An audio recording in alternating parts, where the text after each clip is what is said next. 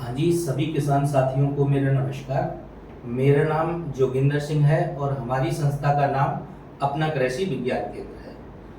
आज मैं इस वीडियो के माध्यम से आपको खरगोश पालन यदि आप करने जा रहे हो या करने का मन बना रहे हो तो उसके लिए आपको क्या करना रहेगा कि खरगोश को रखना कहाँ पे है, इसका घर शेड, टिन शेड वो कैसी होनी चाहिए, उसके बारे में विस्तृत जानकारी देने जा रहा हूं। तो देखो, सबसे पहले क्या करना है आपको कि मैं किसी को सलाह नहीं देता। जिन भाई लोगों के पास में पहले से यदि नहीं बना हुआ है फार्म, अगर कोई फार्म नहीं बना हुआ है और आपके पास में कमरा है, बरामदा है या जो घर का जो आंगन होता है वो खाली पड़ा हुआ है या घर के पिछवाड़े का जो हिस्सा है, गाय भैंस बांधते हो, वो अगर है बना हुआ, तो आप पहले 10 यूनिट से अपने घर पे ही स्टार्ट कीजिएगा फार्म। और जिन लोगों को बड़े स्तर से करना है खरगोश पालन, उनको तो फार्म बनाना ही बनाना है, उनको फार्म बनाना ही बनाना है। 10 यूनिट का सेटअप भी लगाते हो तो भी फार्म बना लेते हो तो सही रहता है, क्योंकि 10 यूनिट के लिए क्या है, जगह बहुत चाहिए होती है। तो घर में तो इतना जगह हर किसी के में नहीं होता कि वो घर से पालन स्टार्ट कर सके। 5 यूनिट तक आप अपने घर में कोई कमरा बरामदा है, 5-6 यूनिट आप वहां से स्टार्ट कर सकते हो, 5-6-7। 10 यूनिट से आप ज्यादा लगाने जा रहे हो तो उसके लिए एक फिर व्यवस्थित तरीके से फार्म का सेटअप ही कीजिएगा। तो फार्म कैसा होना चाहिए आपका, तो सबसे पहले देखो, ये जो फार्म की लेंथ है और ये हो गई चौड़ाई।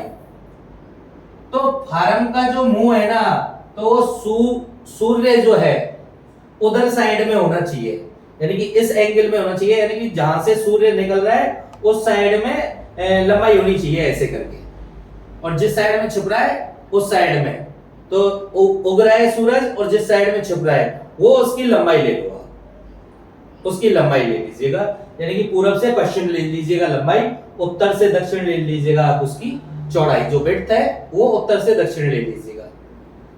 अभी एक जो यूनिट होती है वो 10x3 की होती है, 10 फीट लंबाई 3 फीट चौड़ाई। तो 10 यूनिट के लिए आप ये लंबाई ले लो 60 फीट, 60 फीट, और चौड़ाई ले लो आप 15 फीट या 20 फीट, क्योंकि 16 फीट के थान आते हैं, टीन के जो थान आते हैं वो 16 फीट का थान आता है, 15 फीट आराम से अंदर रह जाता है, एक साइड से ही डल जाएगा, कोई दोनों साइडों से डलाने की जरूरत नहीं है। ये जो मैं फार्म बता रहा हूं आपको, एक साइड से हो जाएगा ये। तो ये जो फार्म है, ये टीन का जो थान है एक ही आ जाता है। अभी क्या करना है, 10-10, 12-12 फीट पे आपको पोल गाड़ देने, लोहे के जो पोल है वो गाड़ दो आप 10-10, 12-12 फीट पे, ऐसे गाड़ दिए। पोल के ऊपर पोल लग जाएंगे, उनके ऊपर बेल्डिंग हो जाएगी, नट बोल्ट कस जाएंगे और उसके ऊपर चादर लग जाएगी। साइडों से आप जाली लगा लीजिएगा, चारों साइडों से जाली लग जाएगी। ईंट का कोई काम नहीं है, ईंट पत्थर का कोई चिनाई का कोई काम मत लीजिएगा, नीचे से ही पाइप गड़ जाते हैं और नीचे से ही जाली लग जाती है फार्म में। तो अभी आपको टिन कैसे डालनी है, तो देखो, टिकाऊ तो जो होती है वो लोहे की टिन ही रहती है, बाकी का तो आपका अपना बजट है, उसके हिसाब से आप उसको लेके चलिएगा। वैसे इसके लिए देखो, लोहे की टिन है वो भी सही है, सीमेंट वाली चादर है वो उससे भी बढ़िया है, लेकिन बात क्या है, ये टिकाऊ कम रहती है। बाकी का सीमेंट वाली चादर है वो लोहे वाली चादर से अच्छी रहती है पालन के लिए। इसके ऊपर और क्या कर सकते हो आप, जैसे बांस के जो टट्टर होते हैं, जो बांस होते हैं, बांस के जो टट्टर होते हैं वो आड़े तिरछे बांस के टट्टर डाल दीजिएगा, और बारिश का पानी ऊपर ना आए उसके लिए वाटरप्रूफ पॉलिथीन डाल दीजिएगा, और घास फूस का थोड़ा सा करा डाल दीजिएगा, उससे भी काम चल जाता है। और अपने उड़ीसा साइड में तो बांसों से ही बने हुए हैं, उड़ीसा छत्तीसगढ़ साइड में जो फार्मिंग कर रहे हैं वो किसी चीज की भी फार्मिंग कर रहे हैं, उधर साइड में बहुत में क्या है, बांस मिल जाते हैं, तो वहां पे तो वो हर तरीके के फार्म है, वो तो घर भी बांसों के ही बना लेते हैं, तो बांसों का भी सही रहता है। तो वो आप अपने बजट के हिसाब से देख लीजिएगा कि आपको किस चीज का बनाना है। अभी आप आपका जैसे कमरा है तो कमरे का ध्यान रखो कि इसमें वेंटिलेशन होना चाहिए, हवा आने जाने के लिए होनी चाहिए। अगर वेंटिलेशन नहीं है तो इसमें क्या करना रहेगा, आपको एग्जिस्ट फैन लगा दो। तो एग्जिस्ट फैन लगा दोगे तो वो भी सही रहेगा। अभी सीमेंट वाली चादर है तो फिर वो मौसम के हिसाब से देखिएगा आप, क्योंकि सीमेंट वाली चादर है उसके ऊपर आप घास फूस का किरा डलवा दो, पॉलिथीन डलवा दो, या फिर उस पे जो गत्ते आते हैं कार्टून के गत्ते वो डाल दो, बोरी जूट जो होती है, जूट जो होती है उसके टाट आते हैं वो डलवा दो। गर्मियां पड़ रही हैं सर्दियां पड़ रही हैं, उसको थोड़ा क्या है, गर्मियों में टेम्परेचर डाउन हो जाता है, सर्दियों में भी वो सही रहता है उसके ऊपर अगर कुछ डाल देते हो तो। फार्म के चारों साइड, नया फार्म है आपका तो चारों साइड से ध्यान रखो कि पेड़ लगवा दो, पेड़ चारों साइड से फार्म के पेड़ लगवा दो, तो उससे भी टेम्परेचर आपका मेंटेन रहता है, वो सर्दी गर्मी के हिसाब से भी सही रहता है। अभी मान के चलो बारिश का जो पानी है वो इसके ऊपर भी नहीं आना चाहिए, और जो साइडों से आपको जाली लगी हुई है तो वहां पे भी आप जूट या बोरे के टाट डाल सकते हो, तो उससे क्या है बारिश की जो बौछार रहेंगी वो नहीं जाएंगी। हाँ, ध्यान रखना है कि खरगोश के जो फार्म है उसमें हवा का आवागमन होना चाहिए, पासिंग होनी चाहिए हवा के लिए, लेकिन हवा का हवा की पासिंग होनी चाहिए, बट खरगोश को हवा डायरेक्ट नहीं लगनी चाहिए। जैसे जाली लगा दी आपने चारों साइड से, अब यूनिट रख दी आपने, पिंजरे रख दिए, तो हवा चलेगी, लू चलेगी, तो उसके तो खरगोश के लगेगी, वो डायरेक्टली लगेगी। गर्मियों के टाइम की हवा है तो वो तो लू हो गई, तो वो भी नुकसान करेगी खरगोश के।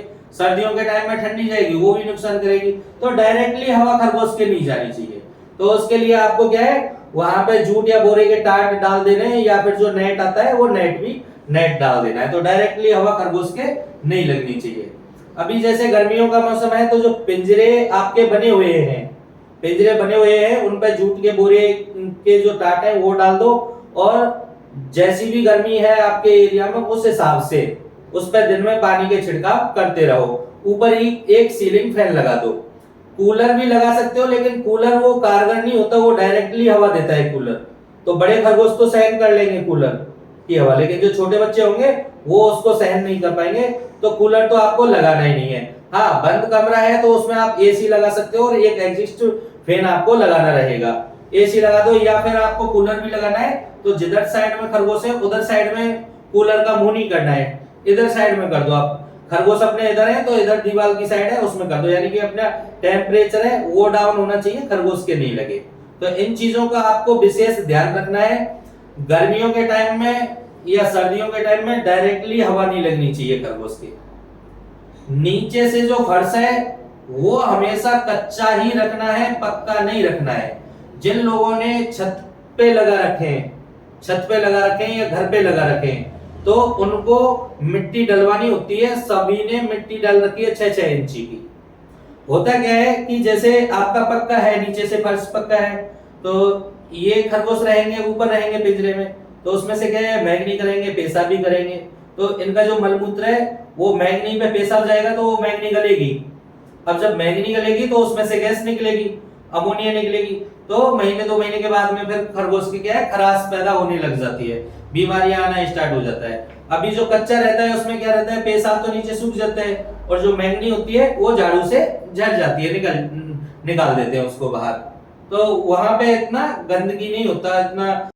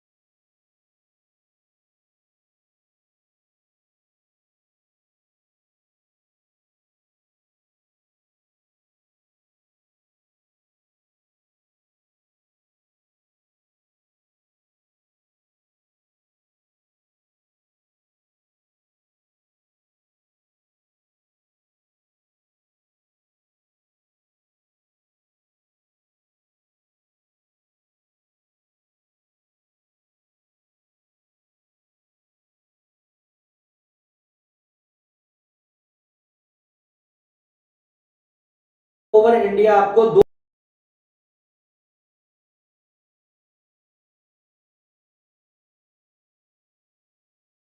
के देते हैं, यानी कि जो